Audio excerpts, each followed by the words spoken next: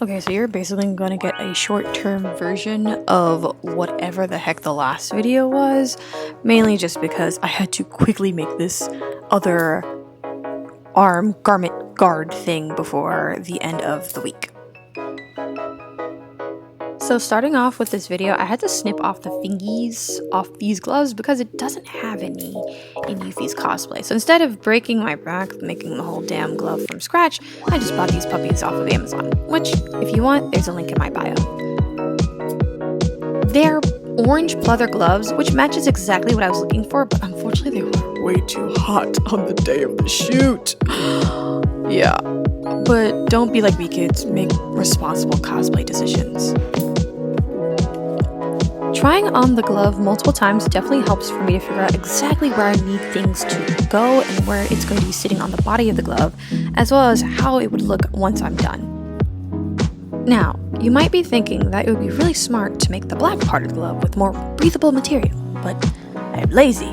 I was running out of time, so instead I begged the price for it and chose to paint the leather with Angela's paint instead.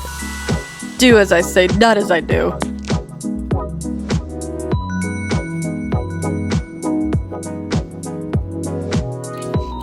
After cutting all that material off, I had to basically restitch the glove back together just so that nothing would fall apart as I wore it. I need my cosplay props to be corrode-proof. Now here, don't come for me in the comment section. I know some of you are probably wondering, why didn't I just stitch it together? I could not figure this out to save my life because I cut a piece off of the glove and it made the whole area a little bit smaller. And trying to stitch it together just was not working no matter how I tried. And I looked, and I tried. It just wouldn't come out clean, so instead I just hot glued it.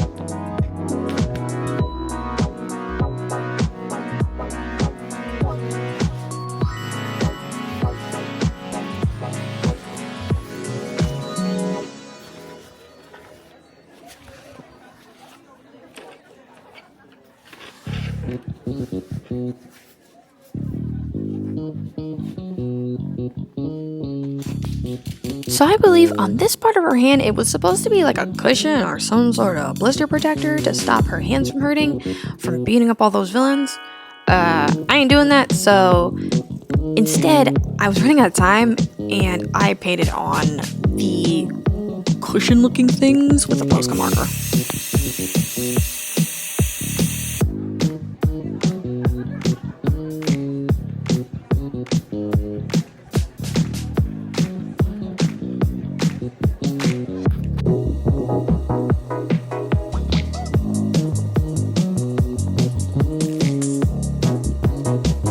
Now just know, nothing sounds more like a missed opportunity than clean costumes with a dirty character. And now, I'm not trying to just say something crazy or say anything that will associate with anyone, but there's nothing more that I love than adding details of my costumes, and grime and dirt and rust is one of those details. Just adds more of an oomph to my cosplay.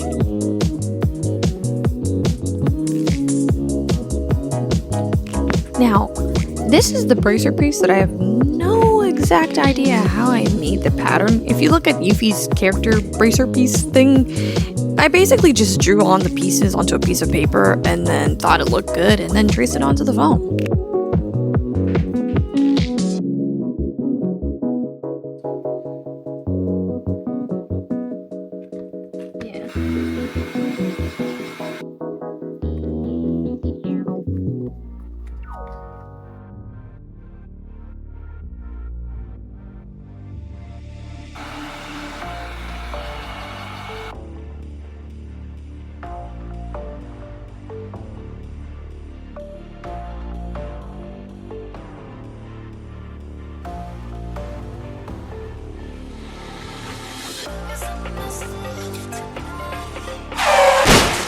LOL, you thought that was getting used? Ha! No, unfortunately that thing did not work at all, and I actually had to completely throw it away and use just a piece of foam to go on top of it instead because I couldn't move my hand once I attached it.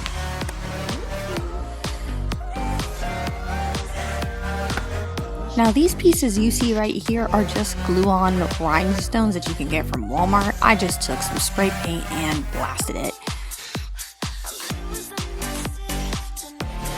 Now, like from before, I have those knuckle protector pieces that should actually be real and useful, and I'm not making it.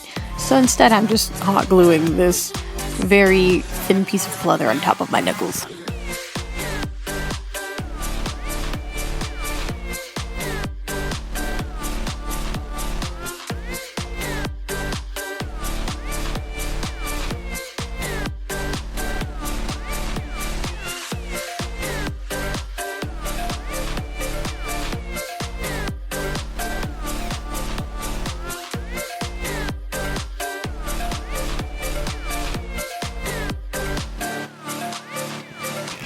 I swear, I feel like this entire gauntlet process has been a mixture process of taking foam, cut out foam, spray paint glue onto fabric, cut in small little fabric slips, and then wrap fabric around foam, then hot glue foam to other foam item. So you're probably wondering, why did I spray paint the rhinestone rivets if I was going to cover it in black paint anyway? Later on off screen, I forgot to record. I actually did sit down and scrape some of the black paint off so that it has a bit of that, rubbed off metal effect. The base layer of black paint that I put on the bracer is a mixture of flat black and gesso. Warbler has an interesting texture to it, so I didn't mind leaving that texture on, but if you really want to completely smooth Warbler out, just make sure to sand it and add a nice couple layers of gesso.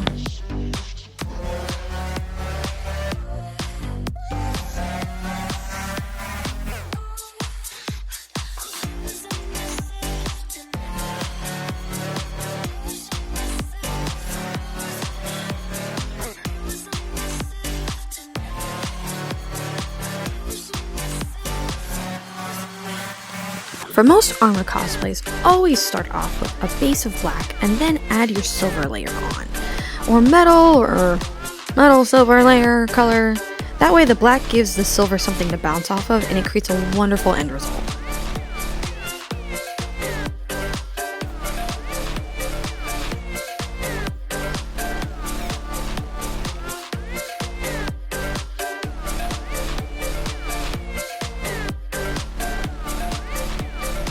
On the hand part of Yuffie's bracer thing, there are these black round stones, like so. I don't exactly know what they're supposed to be, but they're wonderfully round, and I didn't have anything else that I could think of using that wouldn't take the gears, so I used Warbler, heated it up, and then kind of sculpted it into this stone-like shape.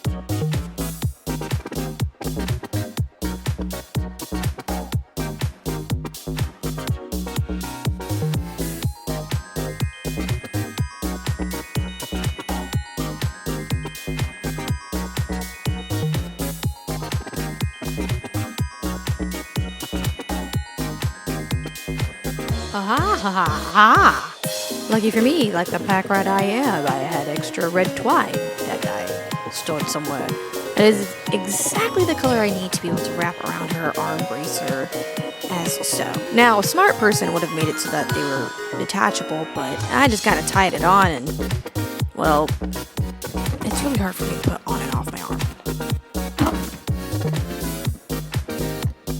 It's always funny when I'm looking through my random stash of junk and I just so happen to find the exact piece of fabric I need. Ah, satisfying.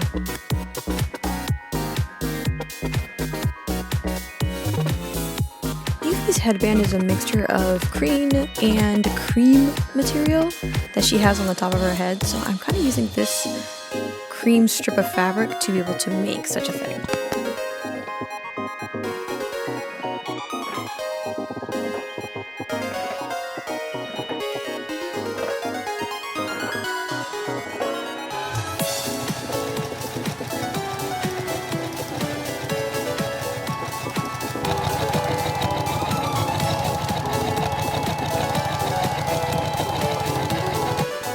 Once done, I flip everything inside out.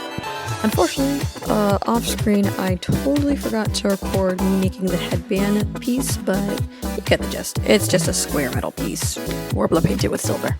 Toast, you're having a stroke or overcooking your toast. If you wake up in a house that's full of smoke, don't panic. Call me and I'll tell you a joke. If you wear white and dressed in white cloaks, don't panic. Call me and I'll tell you a joke. Oh shit, should I be joking at a time like that?